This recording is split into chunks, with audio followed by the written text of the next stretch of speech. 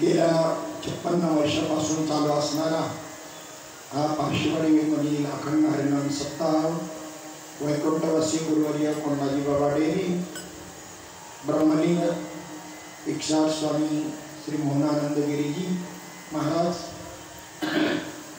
आणि वैकुंठवासी विठ्ठल राजगुरू बाबा यांच्या प्रेरणेनं माध्यमामधून चालू असणारा हा अखंड हरिनाम सप्ताह वर्ष 56व आणि या 56व्या वर्षामध्ये प्रवचन रूपानं पुष्पगुच्छ गुंफण्याची जबाबदारी माझ्याकडे या ठिकाणी त्या मंडळानं ज्ञानदेव महिला हरिपाठ मंडळ यांनी सोपवलेली आहे आणि त्यानिमित्तानं श्री संत एकनाथ महाराज यांचं चरित्र आपण या ठिकाणी चिंतन करत आहोत.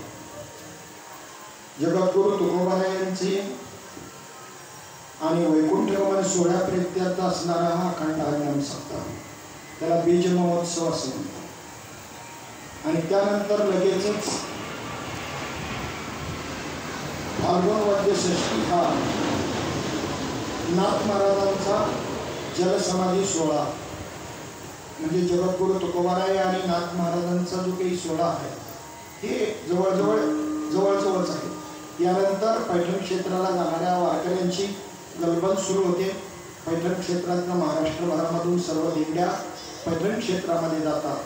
गेल्या 2 वर्षापासून याच्यामध्ये खंड पडला. पंढरपूरच्या वारीमध्ये आळंदीच्या वारीमध्ये करोनामुळे या गोष्टीचा खंड पडला. पुन्हा भगवान परमात्म्यानं कृपा करून आणि ती गोष्ट त्या ठिकाणी नॉर्मल बनवली आणि भक्तिसुखाचा आनंद लुटण्याकरता आपण त्या ठिकाणी सर्व तयार झालो आणि त्यानिमित्ताने आता संत एकनाथ महाराजांच्या चरित्रातला आजचा हा 14 दिवस त्या पैठण क्षेत्रामध्ये असणारे संत कुर्मदास, संत भैरवमठ आणि तिसरे संत भानदास महाराज हे एकनाथ महाराजांचे पंजे यांचं चरित्र आपण थोडक्यामध्ये पाहणार आहोत. या पैठण क्षेत्राला दक्षिण काशी म्हणून संबोधलं जायचं.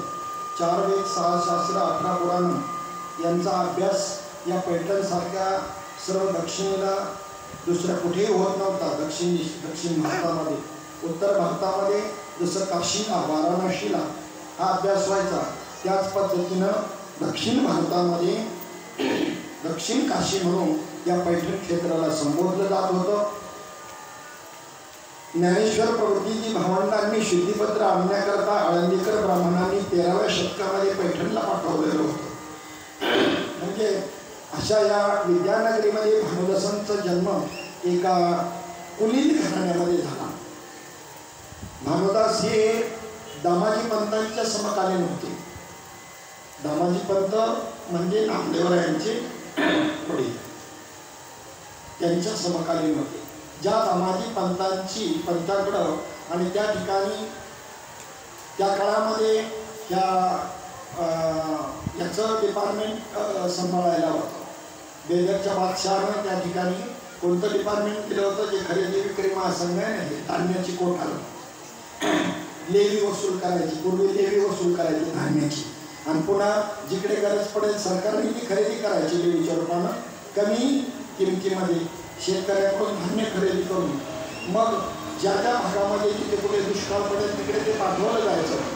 अशा पद्धतीचा विषय त्या काळामध्ये असताना दामाजी पंताकडं सरकारी कोठार सांभाळण्याचं काम होतं आणि मोठा दुष्काळ त्या ठिकाणी पडला आणि वरच्या अधिकाऱ्याची ऑर्डर न घेता दामाजी पंतांना ऑर्डर घ्यायलाही वेळ नव्हता. लोक अन्नान्न करत मरत होती, म्हणून त्यांनी स्वतःच्या अधिकाराखाली ती धान्याची कोठारं सर्व लुटली आणि त्या अधिकाऱ्याचं काही जमत नव्हतं दामाजी पंतांची. तेव्हा दामाजी पंतांची तक्रार बेदरच्या बादशहाकडे केली. बेदरच्या बादशहाने सांगितलं, ज्या मालाची तुम्ही विल्हेवाट आपल्या अधिकाराखाली लावलेली असेल, 2 दिवसात एक तारीख सांगितली, या तारखेला येऊन तुम्ही त्या ठिकाणी स्वतःच्या पद्धतीनं त्याची काही रसद असेल ती भरायची. आम्हाला बाकीचं माहीत नाही, आमची ऑर्डर न घेता तुम्ही ही गोष्ट केलीच कशी. त्यांना काय पडलं होतं इथल्या जनतेचं, राज्य करायला बाहेरून आलेले हे मुघल राजवटी, आणि त्यामुळे त्यांना काही घेणं देणं नव्हतं. आता दामाजी पंतांना तर त्या ठिकाणी अशक्य आहे हे सगळं भरणं, संसारिक कंडिशन तशी नाही आहे. भगवान परमात्म्याने त्या ठिकाणी दामाजी पंत हे महान भक्त होते विठ्ठलाचे, आणि दामाजी पंतांच्या करता त्यांचा आणि त्या ठिकाणी नोकर बनून भगवान परमात्मा बेदरच्या बादशाच्या पुढे हजर राहिला, एक महाराचं रूप घेतलं आणि त्या ठिकाणी उपस्थित राहिला. आम्हाला एक कविता होती शाळेमध्ये, झाला महार पंढरीनाथ, झाला महार पंढरीनाथ, काय देवाची सांगू माता, काय देवाची सांगू माता, झाला महार पंढरीनाथ, झाला महार पंढरीनाथ, झाला महार पंढरीनाथ. सांगू देवाची मात, सांगू देवाची मात, झाला महार पंढरीनाथ, झाला महार पंढरीनाथ, झाला महार पंढरीनाथ, झाला महार पंढरीनाथ. बली हातामध्ये काठी, बली हातामध्ये काठी, कोकणी टाकली पाठी, कोकणी टाकली पाठी, जोहार दरबारात, झाला महार पंढरीनाथ, झाला महार पंढरीनाथ, झाला महार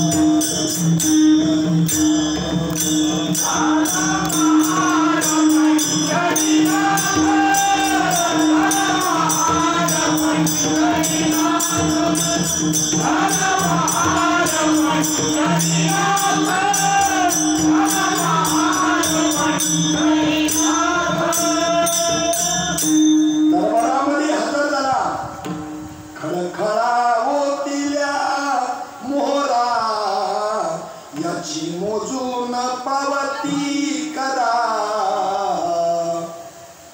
दृश्य पाहून हरखल्या नजरा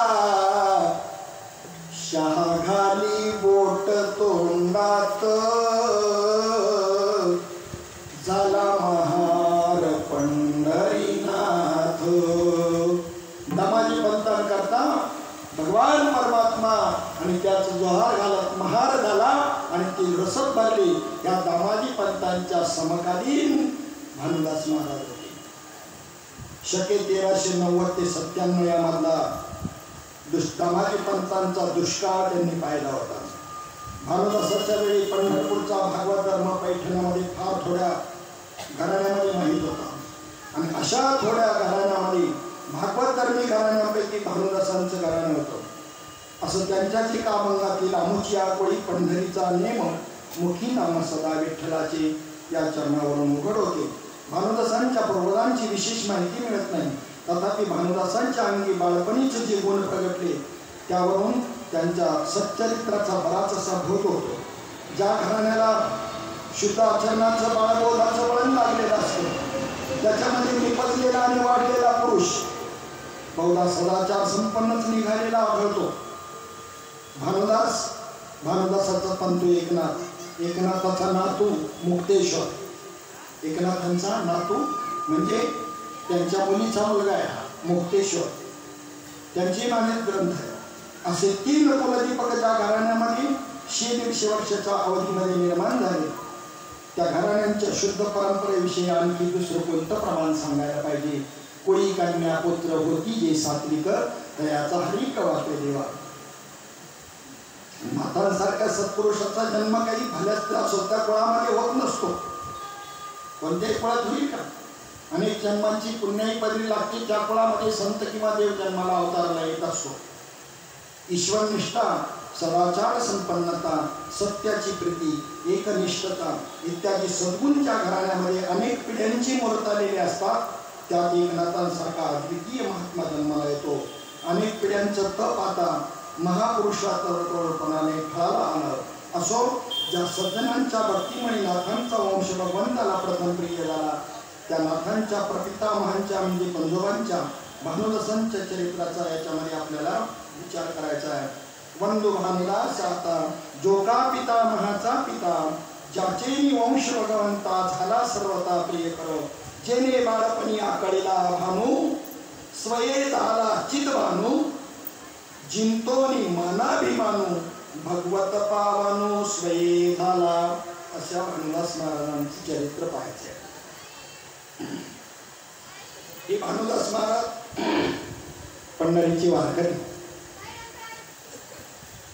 अनेक संत महात्मे मंडळी या पंढरीच्या वारीला येत असताना एक वेळ विजयनगरचा राजा कृष्णदेवराय याचं नाव आहे त्यांनी त्या ठिकाणी आला आणि आल्यानंतर गोष्ट अशी घडली की पहिल्यांदा एक पंढरीचा वारकरी त्याच्या राज्यामध्ये कर्नाटकमध्ये गेलेला असताना हा देवीचा भक्त होता आणि देवीचा भक्त असणाऱ्या या राजानं त्या वारकऱ्याने तिथे त्या ठिकाणी मुक्कामाला राहिल्यानंतर त्या वारकऱ्यानं त्या देवीचं वैभव राजाचं वैभव राजा म्हणल्यानंतर ते देवीचं मंदिर देवीचं वैभव सोन्याचे कळस सोन्याचंच मंदिर देवी सोन्याची सर्व वस्तू सोन्याच्या काही कमी नाही आणि ते सगळं वैभव पाहिल्यानंतर त्या ठिकाणी हरपूनही गेला तो वारकरी.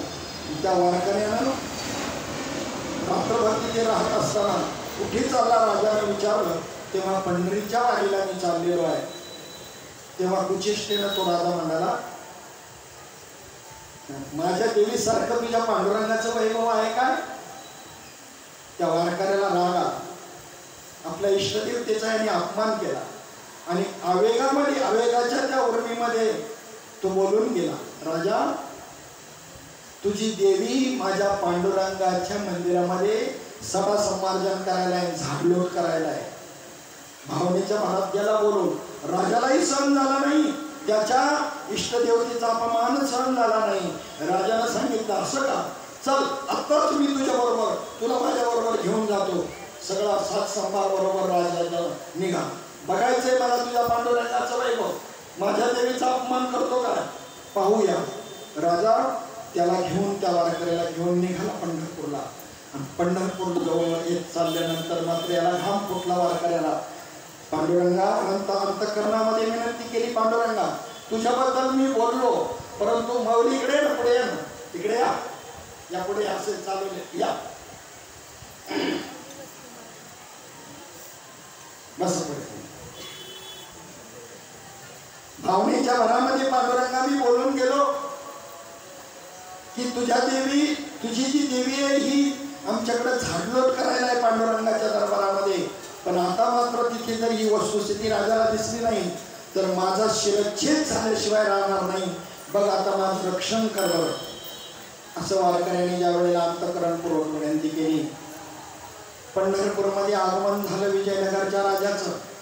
आणि खरोखर तिथे मुक्कामाला राहिल्यानंतर सकाळच्या वेळेला आता पांडुरंगाच्या दर्शनाला ज्या वेळेला निघाल्यानंतर त्यांनी त्या ठिकाणी ज्या वेळेला ते दृश्य पाहिलं, पांडुरंगाने लगेच तिथं ते दृश्य त्याला दाखवलं. वाळवंटापासोनी महाद्वारापर्यंत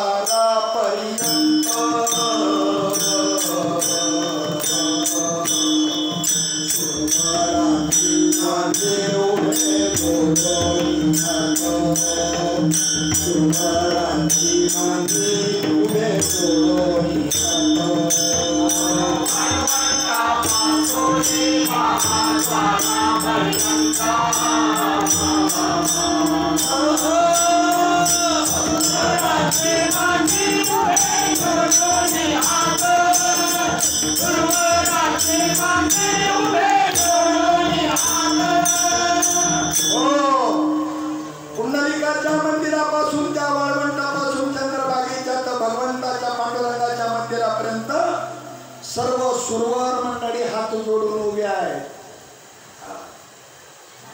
आणि ते दृश्य पाहिल्यानंतर थोडासा पुढे झाला. महाद्वाराच्या पुढे तिथे सडा संवादन करताना त्याची देवी त्याला दिसल्याबरोबर, आई साहेब आपण इकडं, आई साहेब वगैरे काही नाही, पाय पडायला लागले, बाहेर ये नको पडू, बाजूला हो. म्हणजे काय म्हणजे सकळ देवांचाही देव बळया माझा पंढरीराव, आणि त्याच्या आम्ही दास आहोत. इंद्र चंद्रादी ब्रह्मादी हे सगळं सुरवर तिथे सेवा करताना पाहिल्यानंतर तो आवाज झाला. त्या वारकऱ्याचे पाय धरले. वा, मला वाटलं माझीच देवी सगळ्यात श्रेष्ठ आहे म्हणून. आणि त्या ठिकाणी तो नम्र झाला. पांडुरंगाला म्हटलं, विनंती केली की माझी एक विनंती आहे तुम्हाला, माझ्या राज्यामध्ये, माझ्या दरबारात, माझ्या राज्यामध्ये जा, नाहीतर मी इथून हलणार नाही, इथेच प्राण देईन, पण तुम्हाला यावं लागेल, तिकडे राहा तुम्ही, याची माझी इच्छा आहे. पांडुरंगाने त्याचा भाव पाहून त्याला सांगितलं, ठीक आहे येतो. निघाल्यानंतर मात्र सांगितलं, जर तिथं काही विघ्न निर्माण झालं तर मग मात्र मी राहणार नाही, कारण देवाचा जीव इकडेही अडकला होता.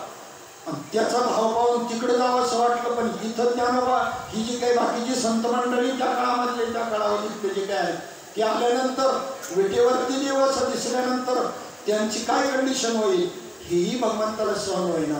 आता काय करावं, बोलून तर गेलो भावनेच्या आहारी, मग जाणं तर आता गरजेचं आहे.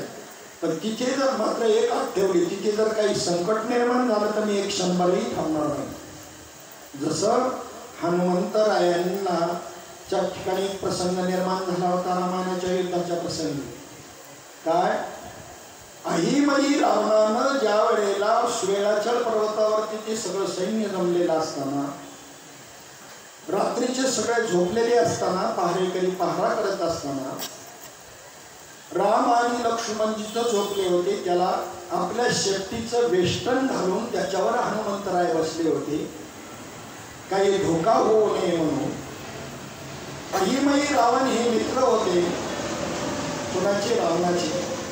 रावणाने त्यांना सांगितलं की रामलक्ष्मणांना तुम्ही चोरून आणा.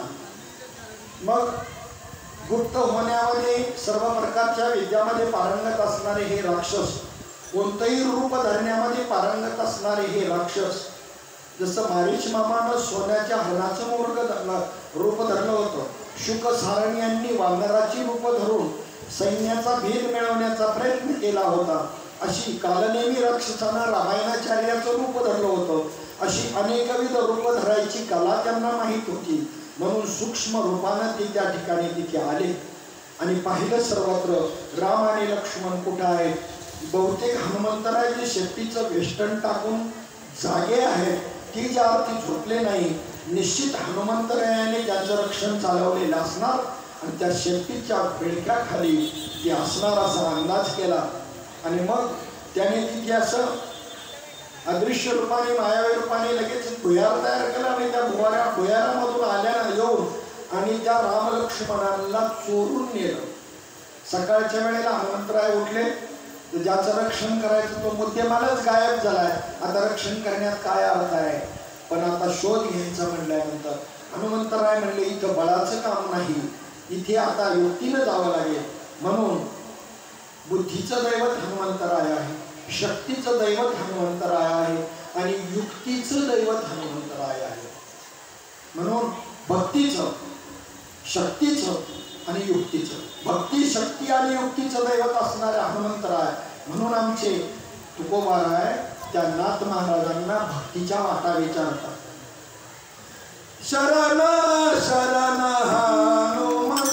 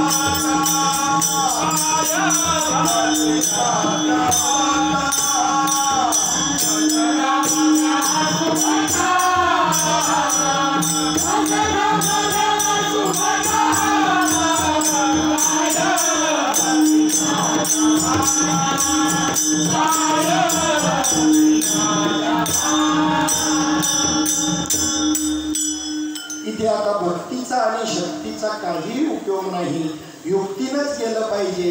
म्हणून हनुमंतरायांनी सूक्ष्म रूप धारण केलं, त्या भुयारामधून बाहेर पडले. ते भुयार कुठे निघालं होतं? आपल्या मुंबईमध्ये. श्रीलंका कुठे आणि मुंबई कुठे पहा, एवढ्या लांब भुयारामधून त्यांनी तिथं त्या ठिकाणी नेलं होतं, इथं आणलं होतं. गावोनी पाताळाची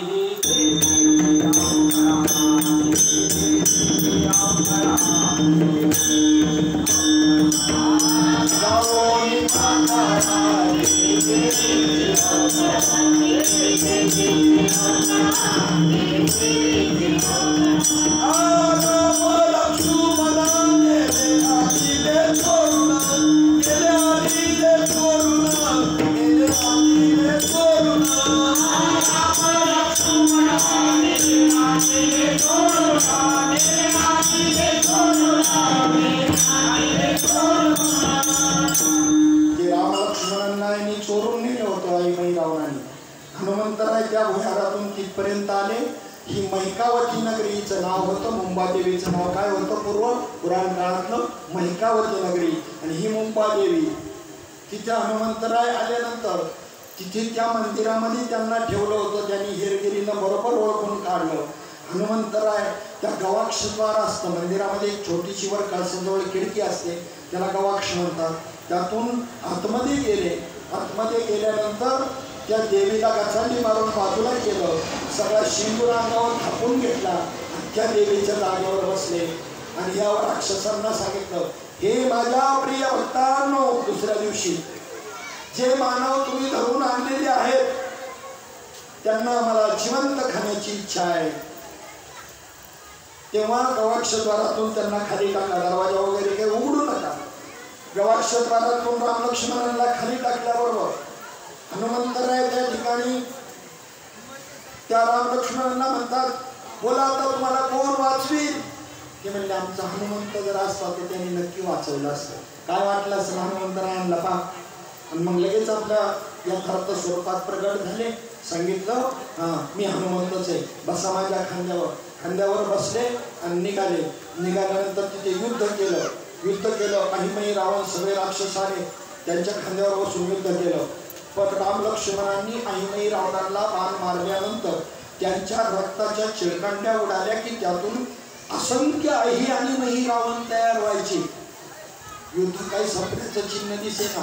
हनुमंतराय म्हणले, तुम्ही युद्ध करा, मी याचा भेद समजून घेतो. आणि म्हणून त्याचा भेद समजून घ्यायला निघाले. तर काही गुंगे यायचे आणि तिथे पाताळामधून त्या ठिकाणी काय आणत होते, अमृत आणून शिंपडायचे. त्यामुळं अहिमई रावण मरत नव्हते, पुन्हा असंख्य उत्पन्न होत होते. आणि हे रहस्य त्यांना कोणी सांगितलं? त्या ठिकाणी हनुमंतराय त्या ठिकाणी, काय नाव तुम्हाला कोणाला सांगता येईल का? त्या चंद्रसेना. शाबास. तर त्या चंद्रसेनेने जे सांगितलं, चंद्रसेना या अहि रावणाची पत्नी होती. परंतु हनुमंतरायांना समजलं की तिच्याकडे हा भेद माहिती पडेल. एका भुंग्याने सांगितलं. त्या भुंग्याला तो मारायला गेला हनुमंतराय. तेव्हा म्हणले, मला हे रहस्य माहिती नाही, परंतु हे चंद्रसेना जी आई रावणाची पत्नी ती सांगेल. हनुमंतराय तिच्या माहेरी गेले, तिला प्रसन्न केलं, सांगितलं ती रामभक्त होती. तिने सांगितलं, ठीक आहे, मी तुम्हाला माझ्या पतीचा मृत्यूचं त्या ठिकाणी वर्म सांगते, परंतु मला परशुरामचंद्रांची भेट जर घडवून देत असाल तर मला असं वचन द्या. हनुमंतरायांना वचन द्यायला भाग पाडलं. ठीक आहे, मी त्यांना भेटवून देईल, तुम्हाला वर्म सांगा. तिने सांगितलं, हे भुंगे पाताळात जाऊन तिथून अमृत घेऊन येतात आणि या रक्तावर शिंपडतात. त्यामुळे त्यातून पुन्हा असंख्य अहिमई रावण तयार होतात. मग यांचा बंदोबस्त करायचा तो त्या ठिकाणी त्यांनी केला. हनुमंतरायांनी त्या भुंग्यांना तिथे मारलं, अमृत यायचं बंद केलं, अहिमई रावणाचा वध झाला. त्या ठिकाणी रामाने लक्ष्मणांनी केला. आता वचन पाळायचं. थांबा, मी थोड्या वेळामध्ये त्या ठिकाणी असं वचन दिलेले, तुम्हाला यावं लागेल चंद्रसेनाच्या महालामध्ये.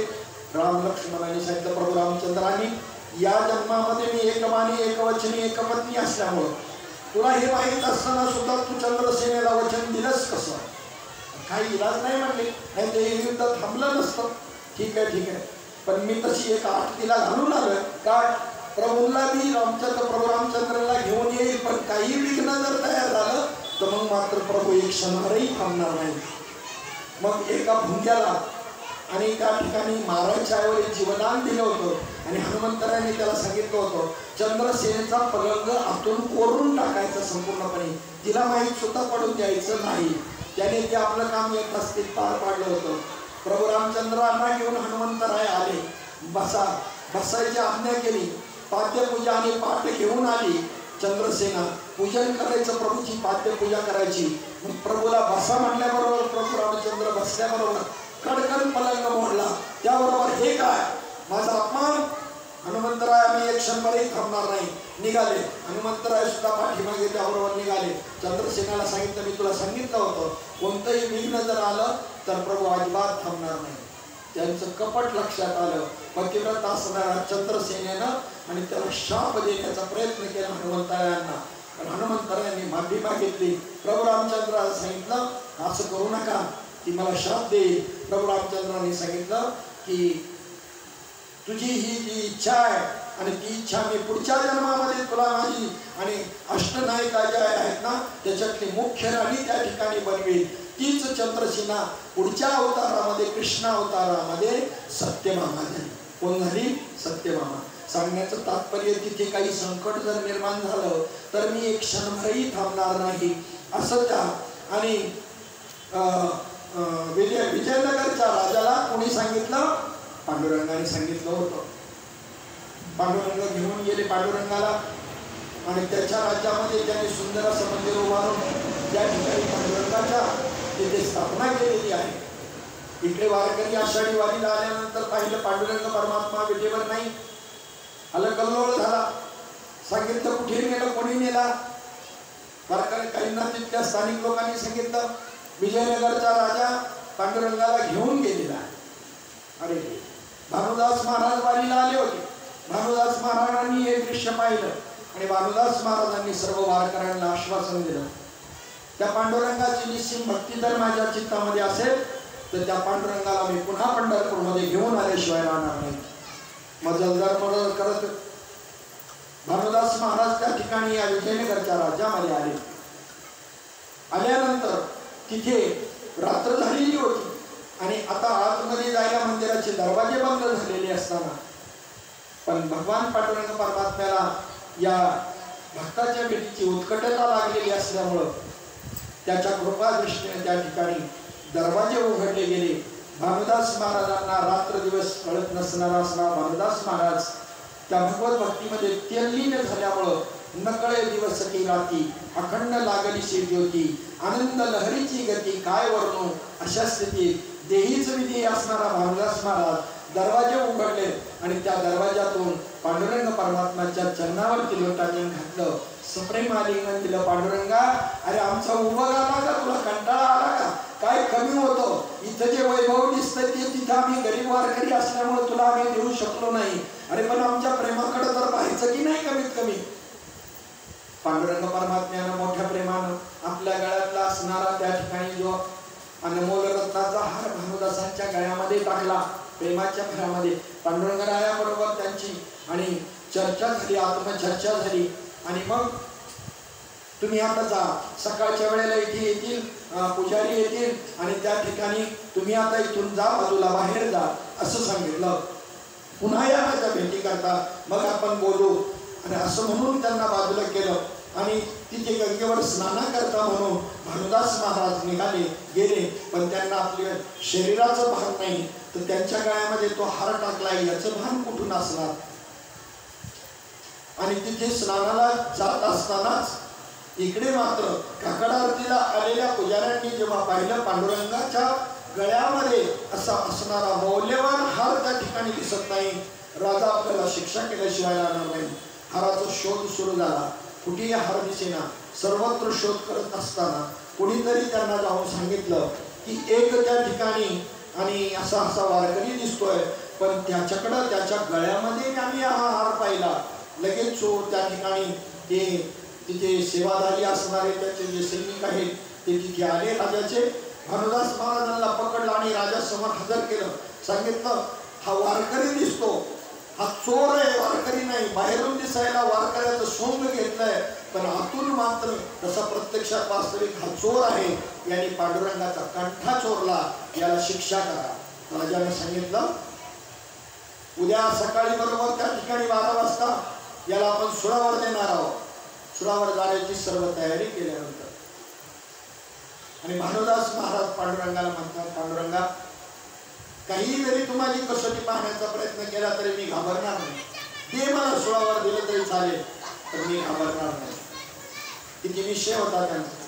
त्यांनी म्हटलं त्या प्रसंगीचा अभंग आहे. जरी आकाशावर पडो पाहे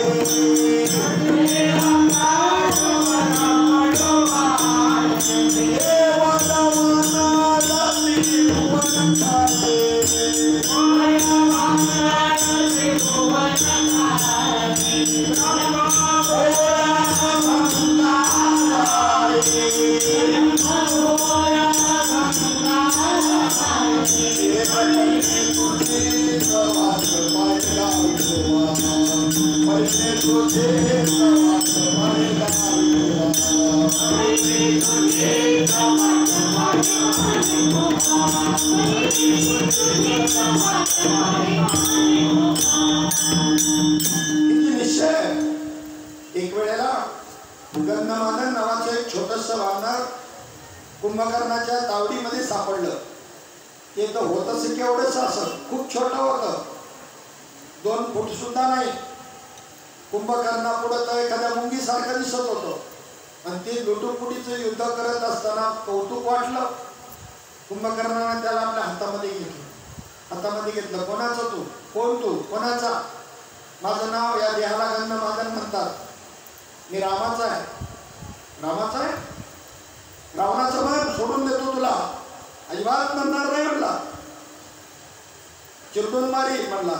आणि कुंभकर्णानं नुसतं असं थोडंसं दाबलं, त्याच्या शरीरातून रक्ताच्या चिळकांड्या उडाल्या. मन रावणाचा, अजिबात म्हणणार नाही म्हणला. मरण परंतु त्या ठिकाणी मी तुला चिरडून मारेल. त्यांनी सांगितलं, अरे हम तो अविनाश के मोंगणे है, कभी नहीं मरेंगे. आम्ही काय मरणाऱ्यातले आहोत का? मरतो तो देह, आम्ही आत्मा आहोत. आत्मा कधी मरत नाही, अजर अमर असतो. आम्ही अविनाशी असं आमचं स्वरूप आहे, घाबरलं नाही.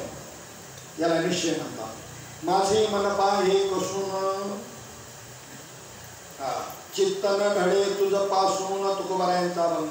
कापून देईन शिर पहा कृपण की उदार. नामदेवरायांचा अभंग आहे. देह जावो अथवा राहो पांडुरंगी दृढ भावो, चरण सोडी सर्वता आन तुझी पंढरीनाथा.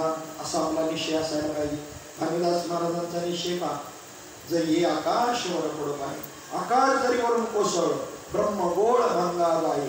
ब्रह्मगोळ जरी भंग पावला, वडवानळ त्रिभुवन काय, त्रिभुवनाला वडवानळ नावाच्या अग्नीनं जरी खाऊन टाकलं, परी मी तुझीच वास पाहिजे का विठुवा, बस तुझीच वास पाहिजे. सुळावर चढवण्याकरता नेलं, परंतु त्या पांडुरंगाच्या कृपेनं त्या सुळाचं पाणी झालं. त्यांच्यावर आलेला आरोप सुद्धा त्या ठिकाणी नष्ट झाला. पांडुरंग परमात्म्याने सांगितलं, चला भानुदास, आपल्याला आता पंढरीला जायचं. आता मी एक क्षणभरही इथे थांबणार नाही. विजयनगरचा राजा पाया पडायला लागला, मला माफ करा. नाही नाही, माझ्या वारकऱ्याची तुम्ही त्या ठिकाणी काय केली आणि त्या ठिकाणी त्रास दिला, छळ केला. त्याला तुम्ही सुरावर घ्यायला निघाले. त्यांनी चोरी केली का नाही, काय झालं याची शहानिशा न करता तुम्ही ही गोष्ट केली. मी आता एक क्षणभरही इथे थांबणार नाही. मी तुम्हाला पहिलेच सांगितलं होतं की कोणतंही त्या ठिकाणी असं काही जर घडले गोष्ट तर मी एक क्षणही थांबणार नाही. मग भानुदास महाराज त्या ठिकाणी आपल्या पांडुरंगाला पुन्हा पंढरपूरमध्ये घेऊन आले. हे भानुदास महाराज संत एकनाथ महाराजांचे पंजे. त्यांच्या सुंदर सुंदर अभंग आहे. त्याच्यामध्ये भानुदास महाराजांची एक गवळण आपले गुरुहरी बाबा नेहमी द्यायचे. वृंदावनी वेणू वेणू कमलाचा पैवाजे, वृंदावनी वेणू वेणू कमलाचा पैवाजे, वेणू नादे शोभन गाजे, वेणू नादे शोभन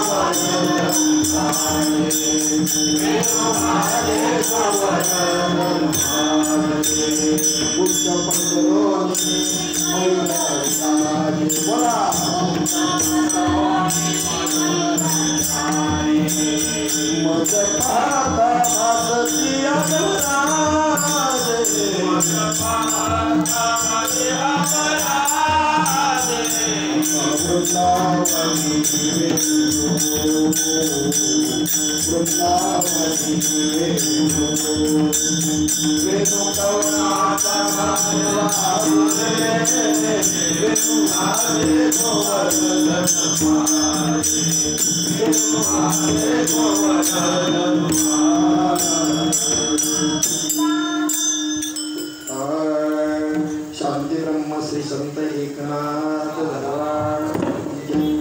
बंधू भानुदासा हाता, जो का पितामहाचा पिता, ज्याचे निवंश भगवंता, झाला सर्वता प्रिय कर. जेने बाळपणी आकळीला भानू, लहानपणामध्येच सूर्य उपासक होता. लहानपणीच भगवान सूर्यनारायणाच्या व्यक्तिरूपामध्ये त्यांनी दर्शन घडवून घेतलं होतं. जेने बाळपणी आकळीला भानू, स्वये झाला चित भानू, चिंतोनी मानाभिमानू, भगवत पावनु स्वये झाला. जयाची पदबंध प्राप्ती, पाहू आली श्री विठ्ठल मूर्ती, कानी कुंडले जगज्योती, करिता राती देखिला. तया भानुदासाचा चक्रपाणी, तयाचाही श्रुत सुलक्षणी, तया सूर्यनाम ठेवणी, निजी निज होवनी भानुदास ठेला. आणि मग त्या भानुदासाचा पुत्र असणारा चक्रपाणी, आणि त्या चक्रपाणीचा सूर्यनारायण, आणि त्या सूर्यनारायणाचा असणारा मुलगा म्हणजे आपले चरित्र करते असणारे नायक संत एकनाथ महाराज. त्यांचं चरित्र आपल्याला या ठिकाणी पाहायचं आहे. मोटक माऊलींची सुंदर अशी ओवी या संतांच्या बद्दल आलेली. मोटकी देहाकृती आणि निज ज्ञानाची पहाट फुटे, सूर्या कुठे प्रगते प्रकाश जैसा, तैशी दशेची वाट न पाहता, वैसेची या गावाने येता, बाळपणीच सर्वज्ञता वडी तयाती. जसं गीतेमध्ये भगवान कृष्णाला अर्जुनाने विचारलं, या जन्मामध्ये परमार्थ करत असताना जर अपूर्ण राहिला तर त्याची गती काय?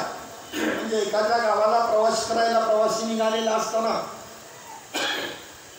मध्ये जर सूर्य मावळला तर, तसं या साधना कालामध्ये आयुष्यरूपी भानुजाचा मावळा, साधना पूर्णतेला गेली नाही तर त्याची गती काय? त्याला उत्तर देताना भगवंत म्हणतात, मी पुढच्या जन्मामध्ये त्याला आणि योग्यांच्या कुळामध्ये भक्तांच्या कुळामध्ये जन्माला घालतो. शुचिनाम श्रीमतांगे योग भ्रष्टो विजायते. त्याला योग भ्रष्ट असं म्हणतात. म्हणून 3 वर्षाचा मुलगा तो घोराने तबला वाजवतो, याचं आश्चर्य वाटतं ना आपल्याला, पण तो काय तर 3 वर्षात शिकला नाही. ते कधी शिकला? मागच्या जन्मातला योग भ्रष्ट आहे. मागच्या जन्मात तो शिकला, थोडं राहिलं होतं शिकायचं म्हणून इथे शिकायला आला. त्या कुळामध्ये त्याला जन्म दिला त्या मुलाला भगवंताने. हे भगवंत करत असतो. त्याच पद्धतीनं ह्या कुळाची पुण्याई उभी राहिली. जे जे इच्छे प्राणी ते ते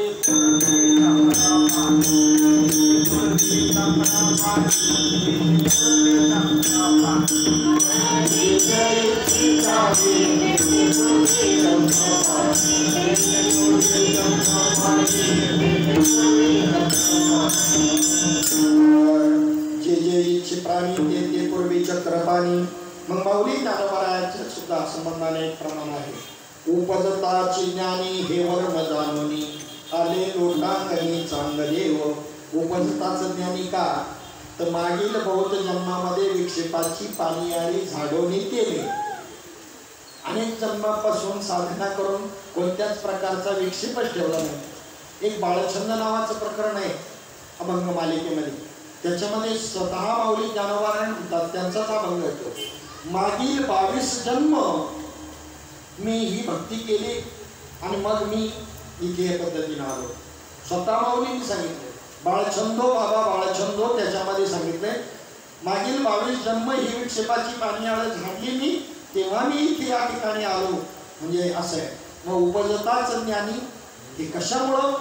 तसं इथं सांगितलं. नाथ महाराजांची त्या ठिकाणी स्थिती सांगण्याकरता माऊलींनी केलेली ओळी. तैशी दशेची वाट न पाहता, म्हणजे कोणत्याही प्रकारची दशा म्हणजे अवस्था, या अवस्थेची कोणत्याही वाट न पाहता, वैसेच या गावा न येता, एक विशिष्ट वय व्हायला पाहिजे असंही काही नाही.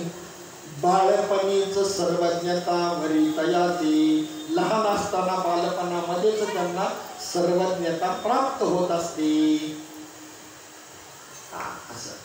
आता पहिल्यांदा एकनाथ महाराजांचा जन्म आणि मग त्याच्या संत घराण्यामध्ये जे नावाचं जे वर्म आहे, त्याच्यानंतर बाळपणातले गुण, त्याची प्रज्ञाबळ, श्रद्धेचं बळ, हा भाग थोडासा आपण पाहणार आहोत. आपण वाचन स्वरूपामध्ये पाहू आपण थोडंसं. भानुदासांनी आपल्या मुलाचं नाव चक्रपाणी आणि नातवाचं नाव सूर्यनारायण ठेवलं. सूर्यनारायणच्या बाळपणीच भानुदास निजधामाला गेले. बरं का? त्यानंतर 20 वर्षांनी म्हणजे शके 1455च्या सुमाराला सूर्यनारायणापासून रुक्मिणीच्या पोटी एकनाथ जन्माला आले. आणि एकनाथांच्या जन्मकाळी मूळ नक्षत्र होतं. मूळ नक्षत्रावर जन्माला आलेलं जे मूल आहे ते आईबापांना पहिलं घालवतो. त्यामुळे आई वडील लहानपणीच वारले महाराजांची. किती कठीण परिस्थिती आहे. ज्या वेळेला महाबळवट आला भविष्य सांगायला, तो काय ब्राह्मण होता का? तो दैत्य होता. पण ब्राह्मणाचं रूप धरून ज्या वेळेला आला, नंदाच्या वाड्यावर आला, भविष्य सांगणार, मी आलो रायाचा जोशी होरा ऐका दादानो, आणि तो भविष्य सांगायला आला. आल्यानंतर ब्राह्मण दिसतो. यशोदा मैयाने त्याचं स्वागत केलं. बसायला पाठ, टेकायला पाठ, पुढे पाठ मागे पाठ, उदबत्त्यांचा घमघमाट असा तात्याचा थाट, असं थाट बसण्याची त्यांना हार तुडे घातले, असं स्वागत समारंभ केला. चांगलं भोजन बनवलं मिष्टान्नाचं आणि कृष्णाला पुढे आणून ठेवलं. बाळकृष्णाला कोणत्या नक्षत्रावर अभा याचं म्हणे तारीख पा सांगा. म्हणजे आहोत. अरे रे घात झाला. काय झालं? अरे हे कार्ट मूळ नक्षत्रावर जन्माला आलं, ते तुम्हा दोघांना घेऊन जाईल. इथपर्यंत ठीक होतं. भगवान परमात्म्यानं काही केलं नाही, कारण सत्य बोललाय ना ब्राह्मण, खोटं नाही बोलला ना. मग कशाला आपल्याला त्याला त्रास द्यायचा? मूळ नक्षत्रावर जन्माला आलेलं मूल आई वडिलांना दोघांना घेऊन जातं, आणि म्हणून तो काही प्रतिक्रिया व्यक्त केली नाही भगवंतानं. पण त्याच्या पुढे ज्या वेळेला यशोदा मैया म्हणते, 2 दिवसापूर्वी गर्गमुनी आमचे पुरोहित आले होते, ब्राह्मण आमचे कुळब्राह्मण कुळपुरोहित, त्यांनी तर चांगलं भविष्य सांगितलं. पण ते वेळेला हा म्हणतो, महाबळवट म्हणतो, गर्ग तो चुकला गणितासी. गर्गाचार्य गणित मांडायला चुकल्यामुळे भविष्य चुकला. मी पद्धतशीर गणित मांडले आणि हेच भविष्य खरं आहे. हे मात्र देवाला सहन झालं नाही. माझा भक्त आहे गर्गाचार्य आणि त्याची चूक काढतो. आणि मग देवाने ऑर्डर दिली कोणाला? पाठ होते ना त्या पाठांना, मुसळ उखळ बाजा आडवे आल्या, पळायला लागला. तर ब्राह्मण होता म्हणून सोडून दिला, नाही तर जागेवर मारला असता ब्रह्महत्येचं पातक नको म्हणून. काय फजिती झाली? जानवे तुटले पंचांग फाटले, जानवे तुटले पंचांग फाटले, उत्तर जायाले डुंगराचे, ओ उत्तर जायाले डुंगराचे,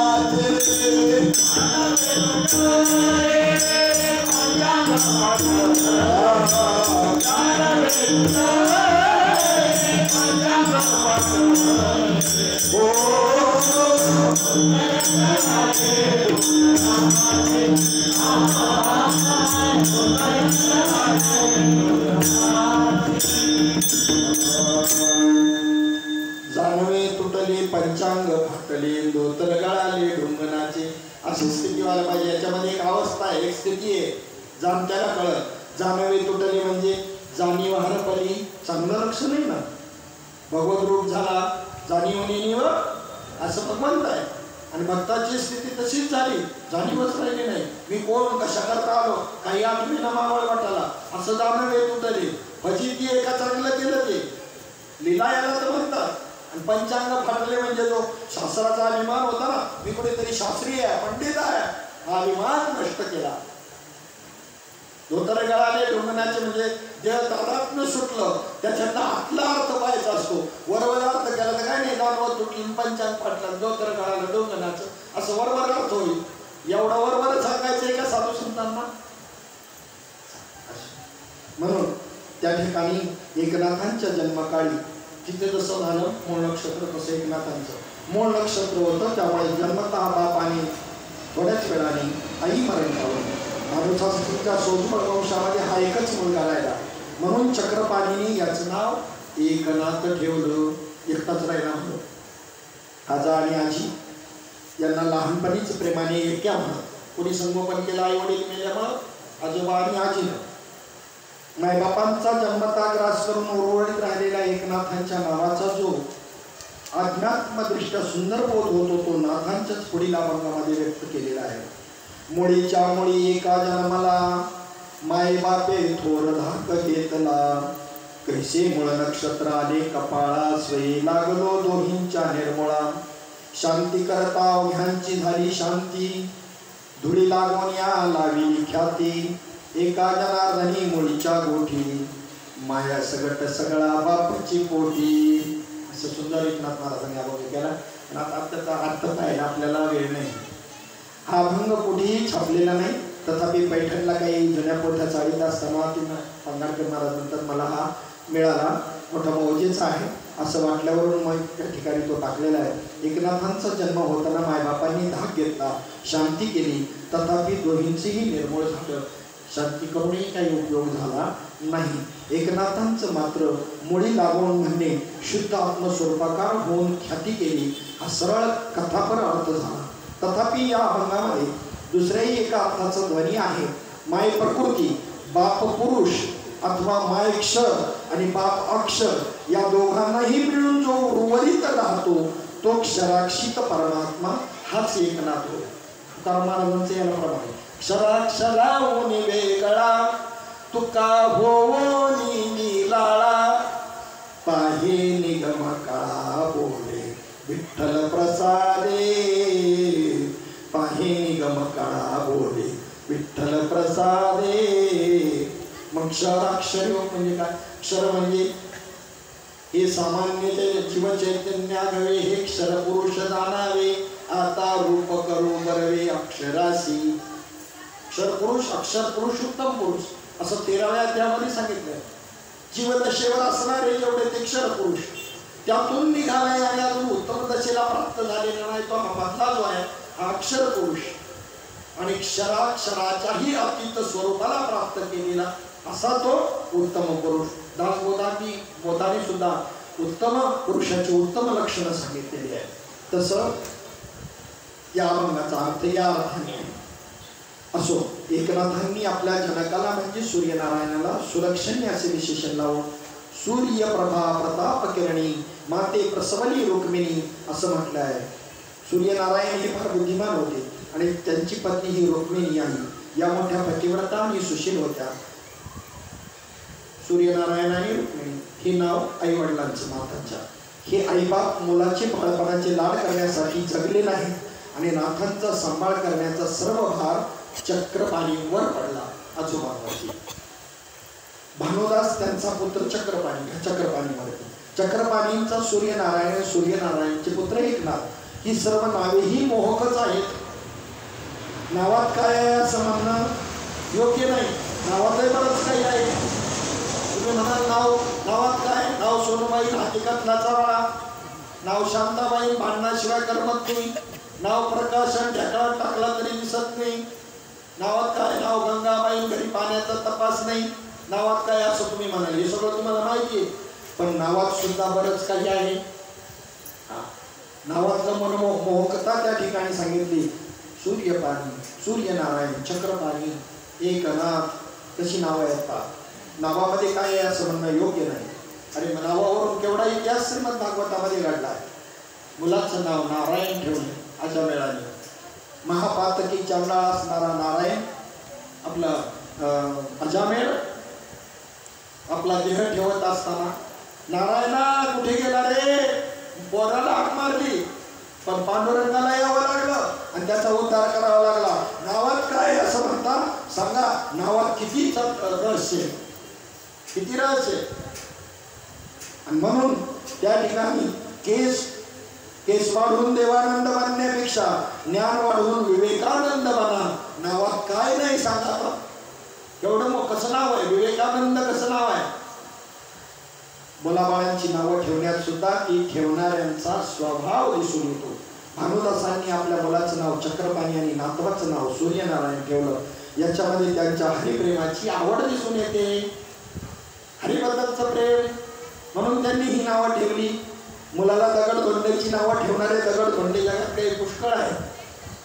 सुलोचना, मनोहर इत्यादी सौंदर्यदर्शक नावं ठेवणारे रक्षित काय आईबाप सुद्धा पुष्कळ आहे.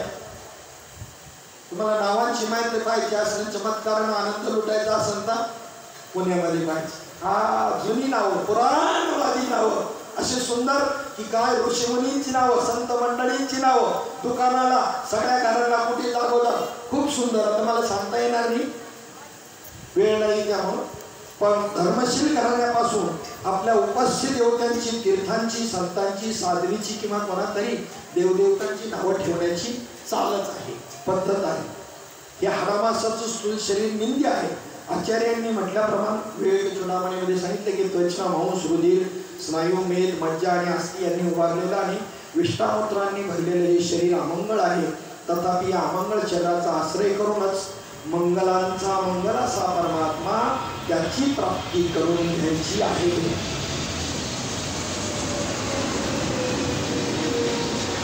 तुकोबारायांचा एक सुंदर अगोदर म्हणतात, शरीर दुःखाचे कोठा, शरीर दुर्गंधीचे धार, शरीर रोगाचे भंडार, नाही अपवित्र शरीरास. एवढा पवित्र शरीर आहे, पण त्यात दुसऱ्या चरणात पुन्हा आपल्याला ते सांगतात, त्याच अभंगाच्या दुसऱ्या चरणात म्हणतात, शरीर उत्तम चांगले, शरीर सुखाचे घोसुले, शरीरे साध्य होय केले, शरीरे साधिले परब्रह्म. शरीर सांडावे न मांडावा, देह सांडावा न मांडावा, येणे परमार्थची साधावा. मग एकीकडे हा देह नाशिवंत मळमूत्राचा नाश म्हणजे, आणि एकीकडे पवित्र तो देहवाणी पुण्यवंत जो वदे अच्युत सर्व काळ असं म्हणलं.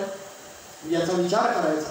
याच देहाच्या योगानं परमात्मा जोडता येतो. म्हणून देह असा अमंगल आणि नश्वर जरी असला तर ओळखीसाठी याला काहीतरी नाव द्यावं लागतं. उपजल्या बाळकाशी नाव नाही त्यापाशी, तो ठेविलेली नावे शिव देतो ठी. देहाला काहीतरी नावच जर द्यायचं आहे तर मग असं नाव द्या जेणेकरून भगवंताचं पदोपदी स्मरण होईल. विठ्ठल, दत्तात्रेय, पांडुरंग, विवेक अशी नावं द्या. ज्ञानोबा, ज्ञानदेव, तुकाराम, असं हा सर्व संसार हरिरूप आहे अशी अखंड धारणा राहावी. म्हणून भक्तजन संसारामध्ये सुद्धा पावलोपावलीचं हरीचं स्मरण होईल अशी योजना करीत असतात. त्यातलाच हा एक प्रकार आहे.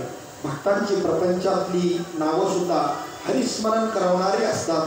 आत हरी, बाहेर हरी, हरीने कोंडले घरी असा विचार दृढवण्याकरता ही नावं आहेत. याप्रमाणे हरिमय राहून ती संसारच ब्रह्मरूप करतात.